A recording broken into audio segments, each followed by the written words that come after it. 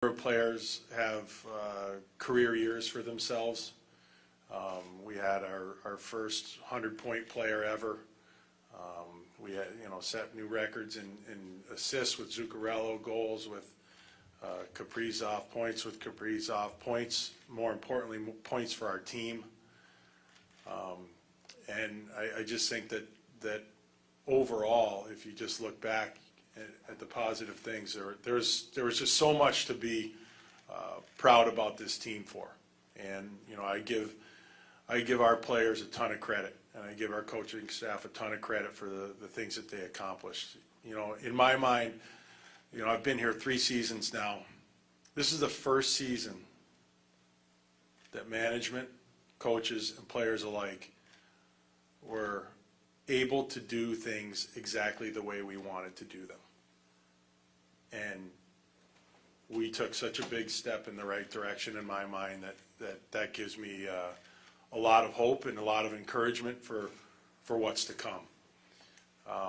And like I said earlier, unfortunately, we did not play well enough in the playoffs, and we came up kind of short. But you know what? That happens when you're starting to build something, and it's not going to slow us down. It's just going to encourage us and more to keep doing what we're doing and get better for next year. And I guess after that, I'd really like to say a quick thank you to our fans. I mean, honestly, talk about taking a step too. Like our building this year, I've played a number of games in this building on the road. I've been here for 3 seasons now. Unfortunately, a lot of that time has been without fans or 50% fans. It was incredible to have our fans back in the building, and in the atmosphere that was created this year at the X was incredible. I think our fans were just out of their mind crazy for most of the nights. People showing up for warm-ups, just the enthusiasm that they showed for our team did not go unnoticed or underappreciated. It was absolutely fantastic, and we noticed all year, and I think that helped us with our home record, and it was just fantastic. So a big thanks to all of our fans out there, and and everybody that works at the Wild to get this thing up and running. It's not easy to put on a game day and to get a season underway and grind through it, and then so we have a lot of great people that work for us at the Minnesota Wild that support us behind the scenes. So big thank you to them for a great season, and we're looking forward to next year already. Bill, this wasn't going to be my first question, but what did you mean by this is the first season that players, staff, management alike could do what they want? Well, we've made some moves over the last couple of years to kind of mold things the way that we wanted to do things. And I think, for us, we wanted to, create something that was,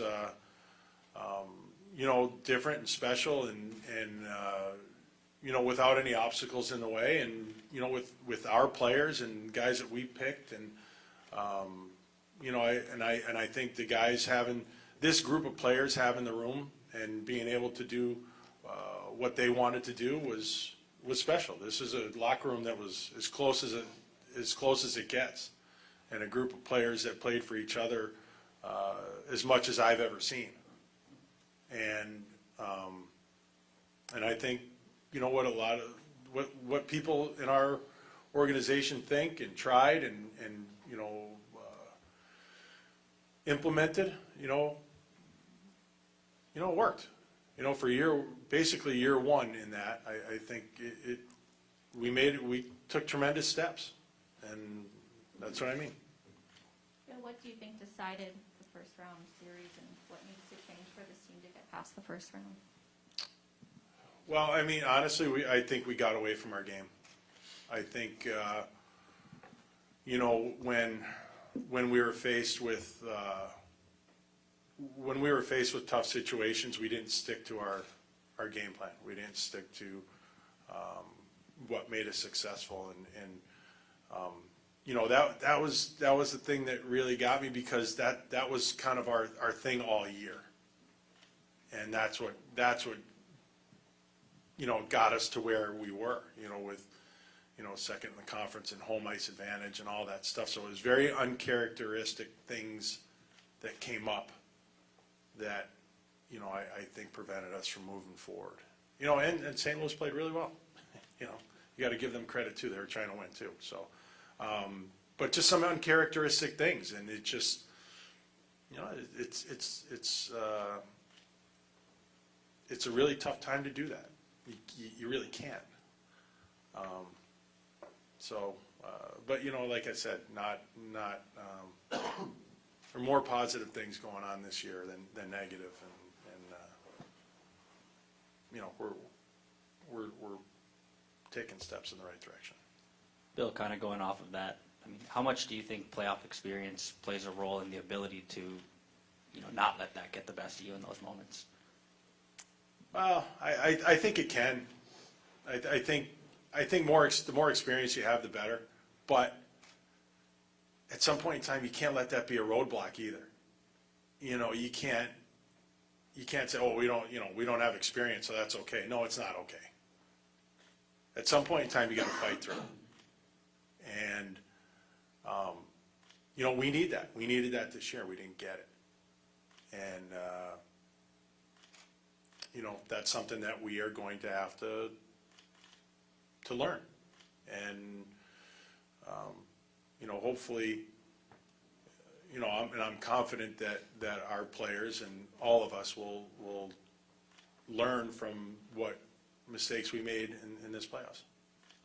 Bill, you were active at trade deadline to bring in some new faces to help through the playoffs. What did you think of their play to Delorier, Middleton, and obviously Marc-Andre Fleury as well? I thought they all delivered. I thought they all, they all gelled well with the team. I think they all gave us everything they had, and I was extremely happy with all of them. They were fantastic. Dean, you mentioned after the Game 6 that you alluded that there might be some rehashing, maybe second guessing the goalie decisions. When you look back on it now, I mean, do you think that you guys navigated that correctly? Who made the decisions? And if you could also discuss the sort of the Talbot stuff after the series and how he seemed to be a little irked. Yeah, with sure. His family. Yeah, no, I'd love to. Well, first off, the easy comment at the start, as you alluded, because as you know, I don't read a lot of I don't read anybody's stuff, but it was brought to my attention because I did say it, and when I said it was easy decision, it's an easy decision because either way, we were very confident, extremely confident, whichever way that we were going to go, that both goaltenders obviously played so well. We had a very, very difficult decision, but we felt it's easy because it's going to be a good one, and we still feel it was a good one. Of course, you always second guess yourself. I mean, you're always going back and forth and whatever. And when we rehash the games, and I'll just finish up with the goalie thing. As far as Cam and I spoke, and Cam and Billy spoke, as you know, before we do this, it's face to face. Like, I don't say anything to you guys at Cam or any one of our players that I don't say to them first. So when we made the decision, all things equal, Marc-Andre Fleury had 3 Stanley Cups. That tipped the scale. That was the decision. And then, we had decisions, okay, do we make a switch here? No different than any other player. Defenseman, forward, do we make a change? Do we tweak it? Do we need a jump start? We talk about it all the time. As far as who made the decision, we all do. We all sat in. We all talked about it. We all have input. Billy has input. All the guys upstairs, all the coaches have input. And we try to make the most intelligent decision for our hockey club and for the team. And I've spoke to Cam. Billy spoke to Cam. It's all good. Spoke to Marc-Andre Fleury. Spoke to every single player. And that's how we do things. As far as rehashing and going through the playoffs, and to Billy's point, like, we go through it, and for us as a coaching staff, we went through it the last couple of days. Game 5 and 6, as Billy said, we didn't handle two adverse situations really well. Going into the third period, tied, game 5. Going into the second period, you know, we gave, in game 6, we gave nothing to St. Louis in the first period. And we didn't we look up and it's 1-0, we come out, it's 1-0. We didn't handle those two situations really well. Uncharacteristic for us, right? Like all year, that's all we talked about is how we handled adversity well. It didn't bother us at all. It bothered us. And yeah, the pressure's ramped up for sure. And all of us, not just players, not just goalies, defensemen, forwards, coaches, we have to get better at handling those adverse situations in that situation. But it was uncharacteristic, so we weren't sure where to go with it because, okay, our guys are going to handle it. We'll handle it, right? And we didn't. And the players acknowledged it yesterday with the one-on-one meetings. We acknowledged it as coaching staff, and we have to get better. Simple as that. So there's no controversy for us. Like, there really isn't. And as I stated right from the start, our players know exactly where they stand with us. And when I come out and doing press conference stuff and I'm trying to hold things back, it's not because I don't want the fans to know what our situation is, or even you guys. It's just we don't want the St. Louis Blues to know what the hell we're doing, right? So we tried to, you know, hold some things close to the vest, obviously, for those reasons as well. Bill, will you try to resign Marc-Andre Fleury? Yes. And regardless, I guess, of how that pans out or whoever your second goalie is that you bring in or sign. We want them both back. How Well, does Cam's that, under how does that contract. affect Cam's status? Well, he's Doesn't unchanged. affect it at all. No, I think, guys, I got to be honest with you. With situations like this, you guys make more of it than we do. It's really not that big of a deal. There's no controversy. There's no drama. It's, you know what? We like both goalies. We like both people. We want them both back. And you know what? We think we can be successful with both of them. And, I mean, that's just it. Bill, No. when it comes to, oh, sorry. I hate to be so boring. Go ahead. So Sarah stole my question, but on the pivot, how'd you leave it with Fiala? He expressed very much sort of uncertainty about whether he would be back yesterday, and sort of how do you tell him about his plans? Kind of just that there's uncertainty. I mean, we'd love to have Kevin back. I don't know if it's going to be possible. But we have to dig into it a little bit and just see what we could possibly do. But there is uncertainty. That's a good word for it. So whether or not it's realistic for him to be on this team next year, Bill, that's kind of your answer. Yeah, I'm uncertain. I am. I mean, hey, look, hey, we can do anything, but at what cost? You know? Have those conversations begun then with his agent, or how were they ongoing throughout the No, season, or no, what? I mean, what's a timeline, I guess, for that? Is that uncertain as well?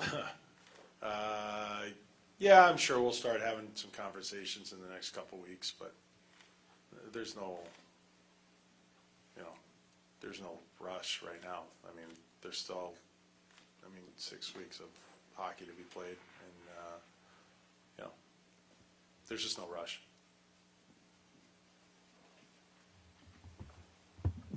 Dean, special teams, you mentioned quotes sucked after game 6. How do you guys get better at that? I mean, it can't just be personnel at this point. How, from a coaching perspective, from a practice perspective, how do you get better? And also, is the entire staff back? Yeah, everybody's under contract. You have to ask Billy. Yeah. Oh, yeah, everybody's back. Special teams, there's 3 areas that we thought. Power play, penalty kill, our face-offs weren't very good, right? Our offense was good, our defense can be better as far as 5-on-5. we obviously are diving through everything, and we'll go through everything. But our early stuff is, and we talked about our special teams, and we've made a lot of it. It wasn't good this year. We didn't execute well. We're going to switch some stuff up, no question. Yeah, there'll be personnel stuff. Clearly, we'll wait and see where we're at come training camp, and we'll make some changes. Systematically, hockey doesn't change a whole lot, right? And we were talking about it the other day, and I was with the Washington Capitals. I don't even know what year it was. You can go look it up. We were number 1 in penalty kill.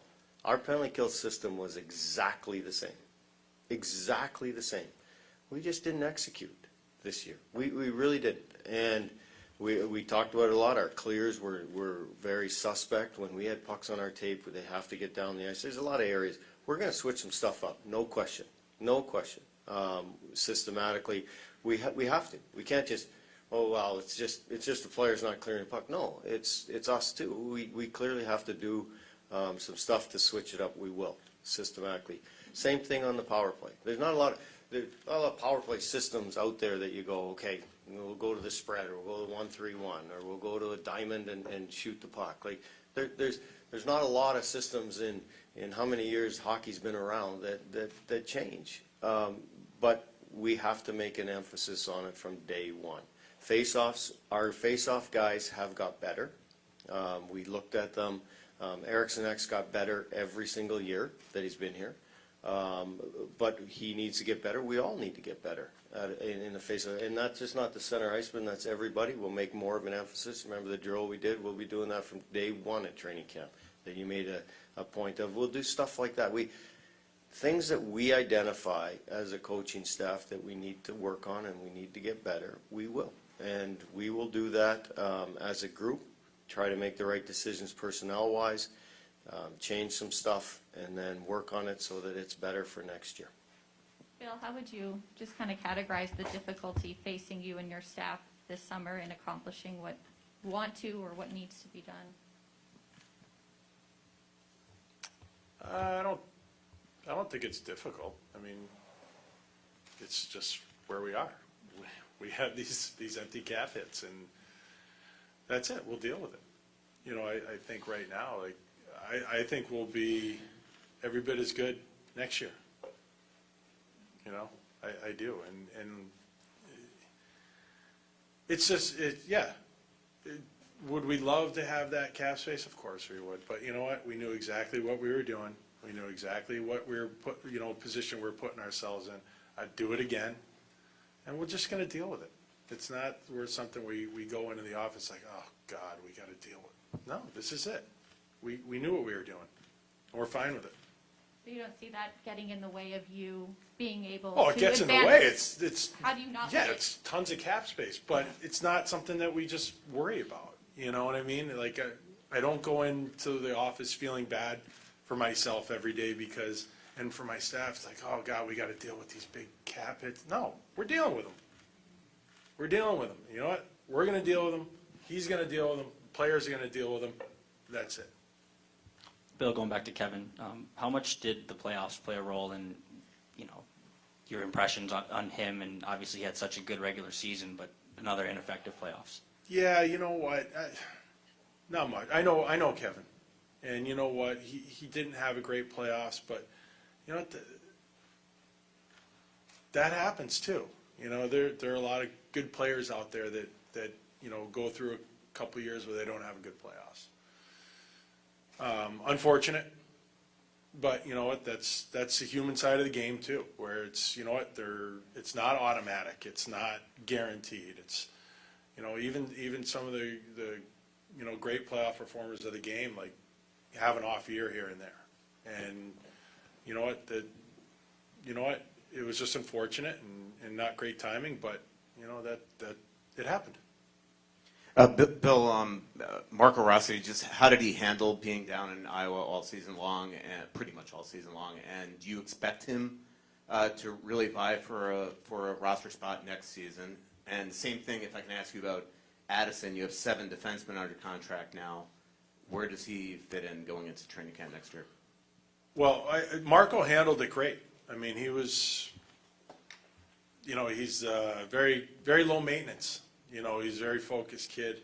I think it was good that he spent all year down there. He, you know, like I've said, played in every possible situation. He, you know, power play, penalty kills, all special teams, 4-on-4, overtimes, big face-offs, all the critical situations that we want him playing in, and that's good for him. But it wasn't easy. You know, I think he was about a point a game. There were a lot of ups and downs for him too, but we want him going through that there rather than up here. That being said, we are expecting for him to push to make our team next year. I think he's accomplished a lot down there, and he's ready to start pushing to be up here. That being said, he's got to earn it, and won't be given to him. It's something that we're hoping for, and we expect. You know, for Addy, yeah, I mean, same thing. He's got to come up here and he's got to push to make the team. And you know, this is a very competitive league, and you got to take somebody's job. You know, there's always opportunity needed, but you know, when you get it, you got to kick the door in, and that's what we're hoping from both of those guys. Would you expect more prospects or, you know, players from Iowa to crack the lineup next season? Like, I don't know if you're going to keep spaces open, but, or how Yeah, else will you? I do. I forget how many guys. I think we had 8 guys play their first NHL game this year. You know, and they've deserved. Every one of them deserved it. And I think, you know, that's a credit to what Timmy Army's done down there and his coaching staff, and you know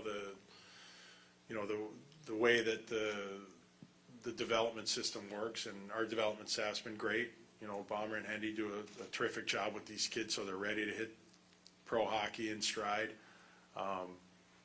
You know, it's just, we have to allow these guys to go through the process and not be afraid of that. You know, you get so, you know, every year, you know the articles that are coming, this guy, oh, this guy's good, and yeah, they're good. They're good junior players and good college players.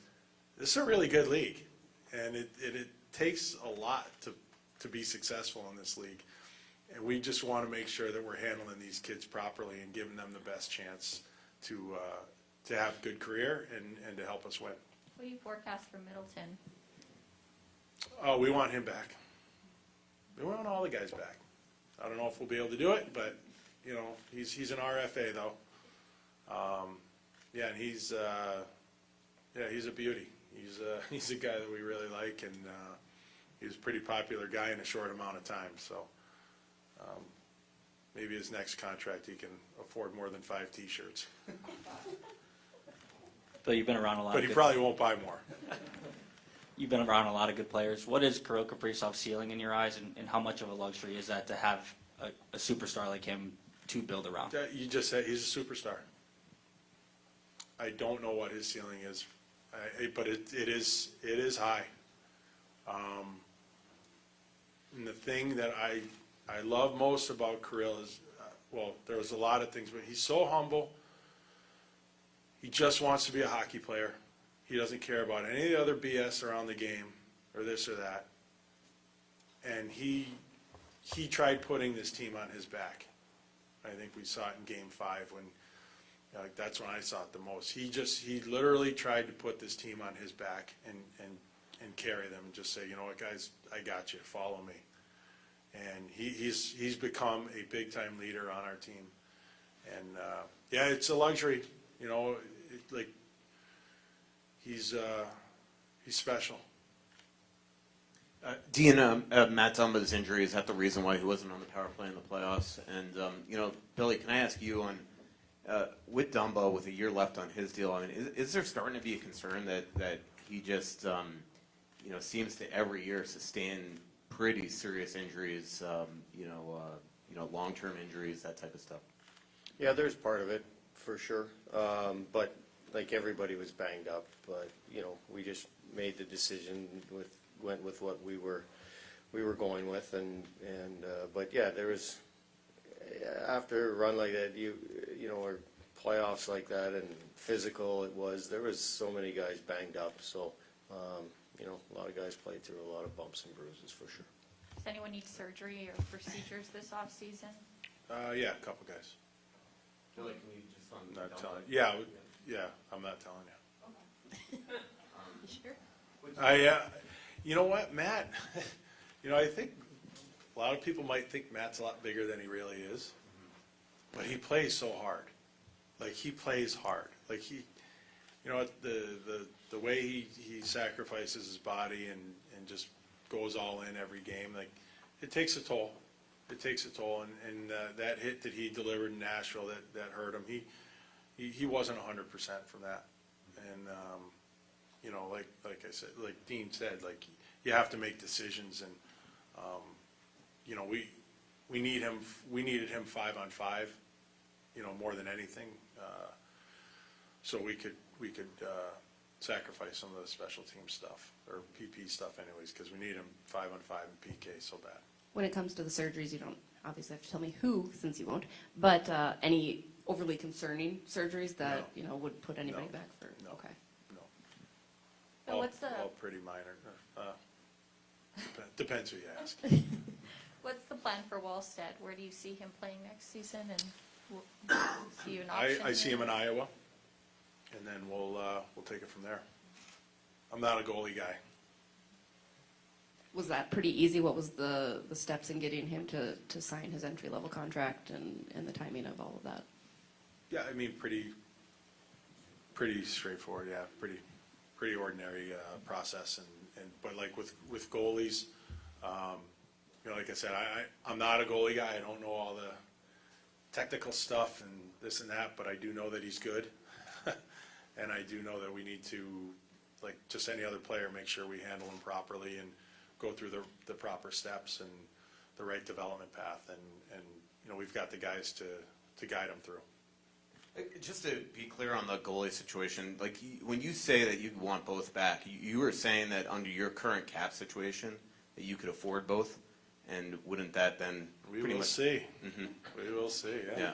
Yeah. I mean, it feels this is like only this is our life. Yeah. There's no other cap situation out there for us. So yeah, under our current Right. cap situation. So it does feel like you're prioritizing a lot of other stuff before Fiala. I mean, is that fair? Because No, I'm not prioritizing. I'm just telling you what we want. Like, we want Kevin back. We'd love to have him back. I don't know if that's possible. There's two sides to everything too. There's what we want and what they want. And if they don't match up, sometimes there's not a possibility. So, I mean, I don't live in a fantasy land either. So it's, we'll see what we can do, and if we can't do anything, then we move on. Will you try to create more cap space, Bill, by moving, if you have to move some contracts to give you more flexibility to accomplish what you want, or are you operating, this is the budget, this is the space, this is what you're working with? That's a good question. We could. Actively right now, no. I mean, obviously, nobody wants to hear from me right now. But like, yeah, I mean, we could. I don't know if that's the route we'll go, but we definitely could. And that would probably decide whether or not you dip into free agency and how active you could be in that marketplace, because Right. otherwise you're Right. probably pretty set. Yeah. I mean, honestly, we're pretty set. I don't know how active we'll be in the free agent market. Like kind of like you mentioned, it depends how much cap space we have or can free up. There's a lot of different possibilities. Yeah. Bill, with Kevin, what is his value if you can't come to an agreement with him on the trade market? What do you think I don't know. I honestly just don't know. I'm not making calls or anything like that. It's too early for that stuff. It's just, I don't know. We're working Hunt. They're in Iowa this year. Is that going to be okay? And then, are you prepared to sort of announce what you're going to do with Phil Johansson? Or I assume you're not. No, signing? I'm not announcing anything. Okay. And just Dean, if Rossi makes the team, do you look at Goudreau as somebody that you could easily put at right wing, or do you feel like his value is 100% at center? Freddie Goudreau can play anywhere. He really can. I've obviously have a history with him. He's played left wing, right wing, and center when we had him in Milwaukee. He's did that, I think, in Pittsburgh a little bit. We've had him around here too. He's played right, left, and there's Freddie's just a hockey player. Puts his skates on and he'll go play wherever we ask him to play. Anything else? Thanks, everyone. Thanks, everybody. Thank you.